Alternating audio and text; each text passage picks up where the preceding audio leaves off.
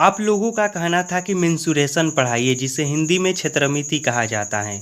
तो आप ही लोगों की कहने की वजह से मैं यह आयत के बारे में वीडियो बनाया हूँ। इसके बाद क्षेत्रमिति के जितने भी टॉपिक हैं उन सभी को मैं एक एक करके क्लियर कर दूंगा।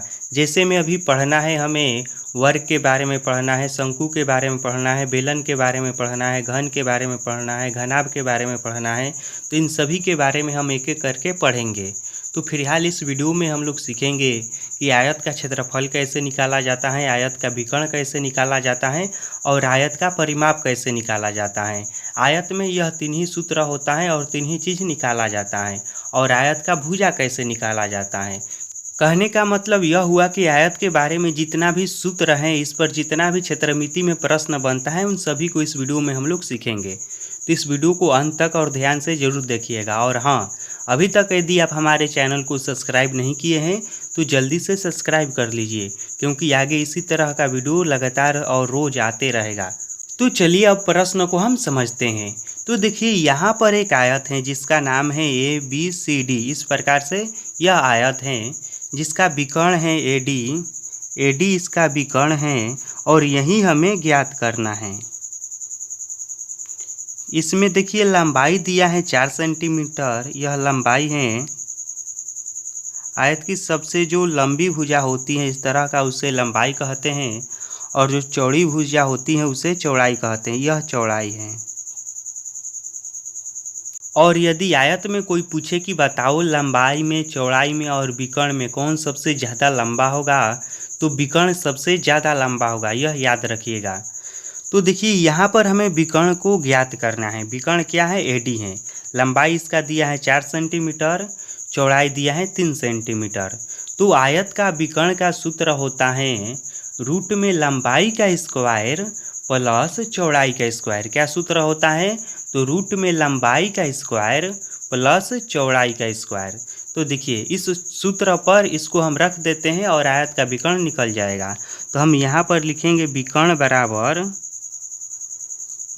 बराबर रूट में लंबाई क्या है देखिए, तो लंबाई है 4, तो 4 का स्क्वायर प्लस चौड़ाई है 3, तो 3 का स्क्वायर। तो हम 4 का वर्ग करेंगे तो आएगा 16 प्लस 3 का स्क्वायर करेंगे तो आएगा 9। और इन दोनों को जोड़िए, बीच में जोड़ का चिन्ह है ना, तो जोड़िए, जोड़ेंगे तो आएगा 25। 25 किसका वर्ग है? तो 25 जो है 5 का वर्ग है। किसका वर्ग है? 5 का। तो यहाँ पर हो जाएगा 5 सेंटीमीटर इंचवर। तो इस तरह से आयत का विकर्ण निकाला जाता है, जो कि बहुत ही आसान है। और मैं जानबूझकर छोटा सा एग्जाम्पल लिया हूँ ताकि आप सभी लोगों को अच्छे से समझ में आ जाए। यहाँ पर अब कितना भी बड़ा अंक होगा ना, तो घबराइएगा मत। इसी सूत्र की सहायता से आयत का विकर्ण निकाल दीजिएगा। अब जो मुख्य रूप से 2 सूत्र बचता है वह यह है कि हमें आयत का क्षेत्रफल निकालना होता है और आयत का परिमाप निकालना होता है। तो देखिए, आयत का क्षेत्रफल बराबर होता है लंबाई गुणे चौड़ाई। क्या होता है? तो L गुणे B। देखिए, लंबाई को L से सूचित किया जाता है और चौड़ाई को B से सूचित किया जाता है।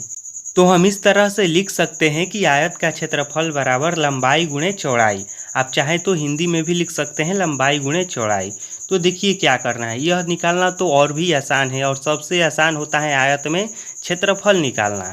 तो देखिए, केवल क्या कर देना है, लंबाई में और चौड़ाई में गुणा कर देना है। तो लंबाई है 4 और चौड़ाई है 3, और इन दोनों में गुणा करा दीजिए तो चरती हैं 12 सेंटीमीटर स्क्वायर या वर्ग। और एक बात यहाँ पर याद रखिएगा, किसी भी चीज़ का क्षेत्रफल जब भी आप निकालिएगा ना, तो उसमें सेंटीमीटर रहेगा तो सेंटीमीटर स्क्वायर रखिएगा, मीटर रहेगा तो मीटर स्क्वायर रखिएगा, अंत में उसका पावर 2 जरूर रखिएगा। या हिंदी में लिखिएगा तो लिखिएगा इस तरह से वर्ग सेंटीमीटर, या मीटर रहेगा तो वर्ग मीटर, किलोमीटर रहेगा तो वर्ग किलोमीटर, यह लिखा जाता है। अब एक आयत के बारे में अंतिम सूत्र बचा है, वह यह है कि आयत का परिमाप निकालना। तो आयत का परिमाप बराबर होता है, जानते हैं क्या होता है? 2 गुणे कोष्ठ में रहता है लंबाई और जोड़ चौड़ाई। यह छोटा सा सूत्र होता है, यह आप याद कर लीजिएगा। तो आयत का परिमाप बराबर क्या होता है? 2 गुणे कोष्ठ में लंबाई जोड़ चौड़ाई। तो यहाँ पर देखिए 2 गुणे लंबाई क्या है, लंबाई है 4 सेंटीमीटर और चौड़ाई है 3 सेंटीमीटर, और इन दोनों को जोड़िए 2 गुणे 4 3 7, तो इस तरह से हो जाएगा 7 दूनी का 14 बराबर 14 सेंटीमीटर। आ गया हमारा राइट आंसर। तो इस तरह से आयत का विकर्ण, आयत का क्षेत्रफल और आयत का परिमाप निकाला जाता है। अगर यह वीडियो आपको अच्छा लगा होगा तो वीडियो को लाइक कर दीजिए और इस वीडियो के बारे में अपना कमेंट हमें ज़रूर बताइएगा। वीडियो को देखने के लिए धन्यवाद।